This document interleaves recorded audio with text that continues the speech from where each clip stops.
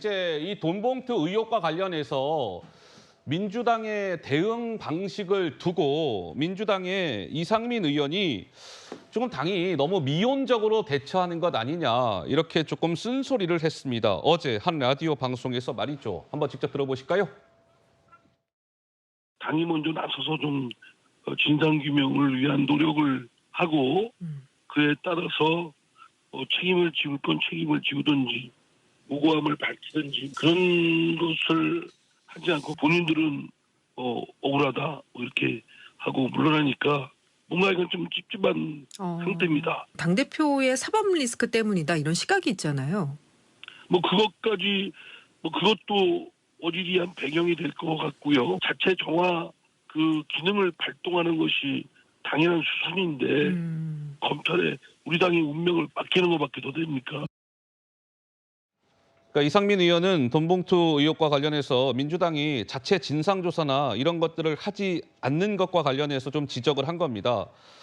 근데 그제 의원총회장에서 이런 일이 있었대요. 이게 어디 보도입니까? 중앙일보 보도네요. 이재명 민주당 대표가 그제 의총에서 이건 뭐 비공개로 진행이 됐기 때문에 뭐 카메라나 이런 걸로 찍은 영상 같은 건 없는데 이 대표가 이렇게 얘기했답니다. 조사권에 한계가 있는 상황에서 일을 한다고 발표를 하면 조사를 누구를 조사하느냐, 어떻게 할 거냐 이런 질문이 계속 나올 텐데 이에 답할 수가 없다. 그러니까 당이 진상조사하는 것은 좀 불가능하다라는 취지로 얘기를 하자 민주당의 오선 서른 의원이 전혀 대표님 말씀에 동의할 수 없습니다. 더 논의해 주시죠. 이렇게 반발을 했다라고 합니다. 그래서 지금 민주당에서 나오는 얘기는 한 의원은 이렇게 얘기해요. 조사 기구도 출당 기준도 마련하지 않는 건 결국 이 사법 리스크를 지고 있는 이재명 대표가 혹시나 나도 그 대상이 될 수 있다고 생각해서 그런 것 아니겠느냐. 실제 그렇지 않더라도 국민 불신이 커질 수 있다라는 목소리가 나왔다고 하는데 김재섭 의원 의견은 어떠하신지요? 똑같은 생각입니다. 아 그래요? 이재명 대표 진퇴양난이거든요. 허허.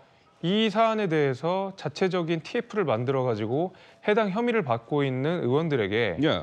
징계 내지는 뭐 탈당, 뭐 어떤 처분이든지 간에 강력한 처분을 하지 않을 수 없을 텐데요. 그렇게 됐을 때 그 징계 처분을 받은 의원들 입장에서는 당연히 볼멘 소리가 나올 수밖에 없습니다.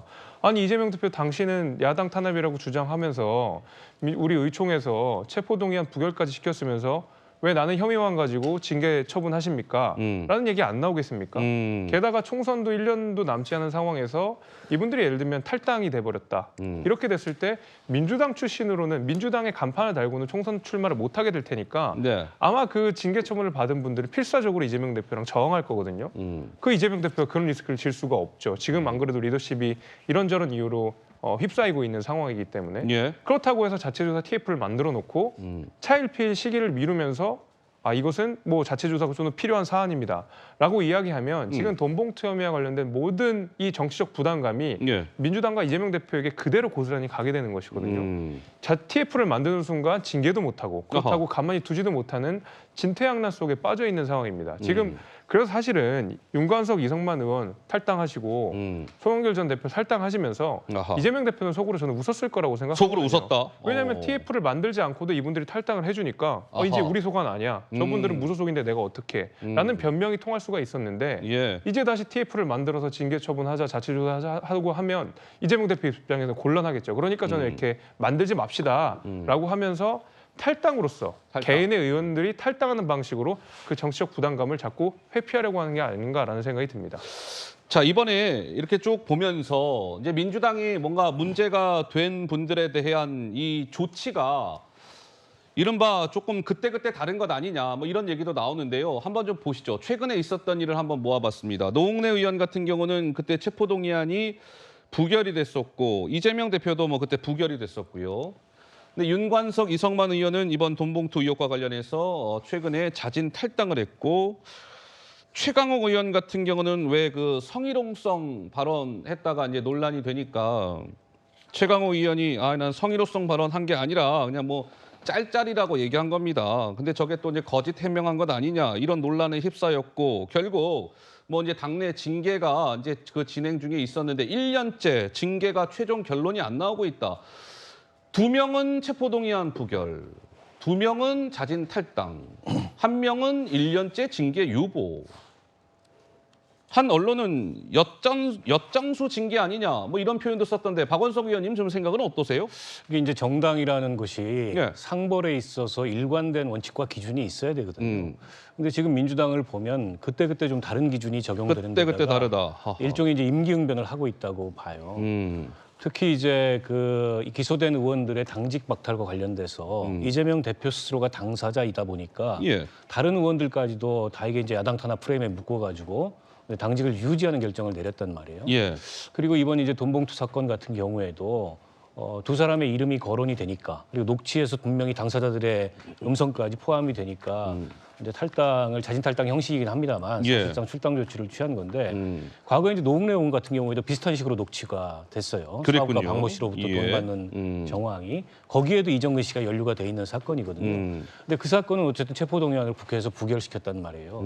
그렇다 보니까 민주당 내부에서조차 원칙이 뭐냐 도대체 원칙이 뭐냐? 아하. 이런 문제 제기가 나오지 않을 수 없는 거고 대표가 사법 리스크로 그 리더십이 불안정하고 흔들리다 보니까 결국 당이 이렇게 원칙 없이 그때그때 사안에 따라서 혹은 사람에 따라서 이렇게 임기응변식 대응을 하는 거 아니냐. 예. 그리고 이번 돈봉투 사건만 하더라도 앞으로 연루자가 더 나올 가능성이 있는데 의원들 예. 아무리 강제 수사권이 없고 조사에 한계가 있다 그래도 예. 이런 일이 당안에 터지면 이 진상을 규명하기 위한 대책기구를 만들어서 파악할 수 있는 데까지 진상 파악을 하고 그에 따르는 어떤 이 징계를 하는 게 기본적인 정당의 원칙인데 예. 왜 그런 그 진상 파악을 위한 노력조차 하지 않느냐 이런 문제 제기가 자연스럽게 나올 수밖에 없는 겁니다. 자, 뭐 이제 이런저런 이제 논란이 이어지고 있는 가운데 오늘은 금요일입니다. 매주 금요일은 여론조사 기관 갤럽에서 조사 결과를 발표하는데요. 한번 보시죠. 자, 한번 볼까요? 더불어민주당은 이제 쭉 이런 흐름을 보이다가 오늘 발표된 조사는 32%. 그러니까 지난주에 비해서 지난주가 37이었으니까 5%포인트가 빠졌고 국민의힘은 저러한 흐름을 보이다가 지난주에는 32였는데 오늘 발표된 건 35, 3%포인트 올랐다. 그러니까 민주는 5가 빠졌고 국민의힘은 3이 올랐다. 그래서 뭐 7주 만에 이렇게 뭔가 먼저 참 이게 제가 이게 여론조사는 표현하기가 어려워요. 저게 이제 3호, 3위가 오차 범위 이내에 있기 때문에 자 어찌 됐건 저런 이제 흐름을 보였습니다. 정미경 최고 보시기에는 37에서 32 한 주 사이에 민주당이 5가 빠졌다. 이게 돈봉투 이게 좀 영향을 미친 걸까요? 어떻습니까?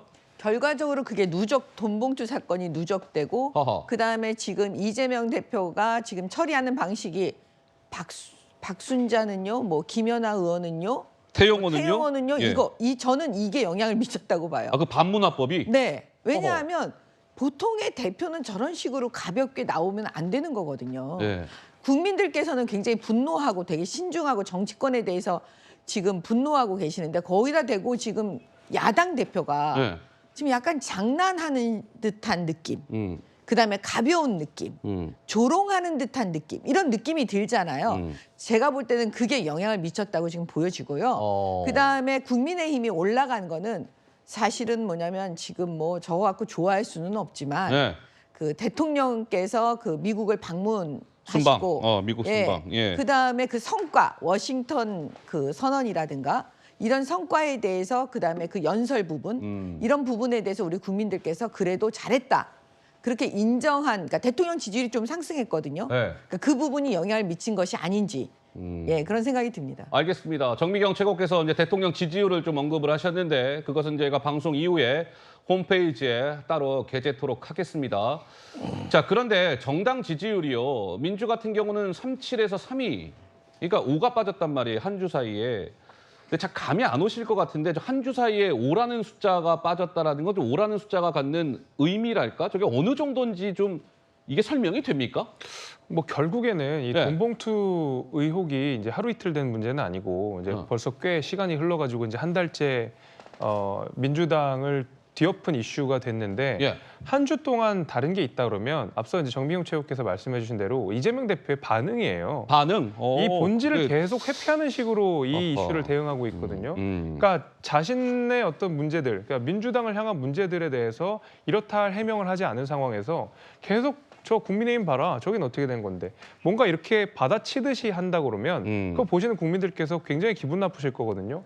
아니 우리가 뽑았던 국회의원이 우리가 뽑았던 민주당이 이런 식으로 돈봉투에 휩싸여서 심지어 그 돈봉투 때문에 당선이 됐다라고 알려진 송영길 대표가 대통령 선거를 치렀던 당대표 아니겠습니까? 예. 그런 상황에서 굉장히 엄중하게 이 사안을 지켜보고 있는 민주당 지지자들조차 이재명 대표의 저런 태도가 못마땅하다고 볼 수밖에 없습니다. 저 5%라고 하는 것은 중도층뿐만이 아니라 민주당 내에서도 저는 충분히 이탈표가 있다라고 생각이 되는 거거든요. 예. 그러면 결국 이재명 대표의 저 태도가 민주당을 지지하는 분들에게도 등 돌리게 했던 그런 멘트가 아니었나라는 생각이 좀 듭니다. 예, 알겠습니다. 뭐 이제 지금의 저 지지율은 뭐 여야가 저 국민의힘, 민주당이 이게 오차범위 안에 있습니다.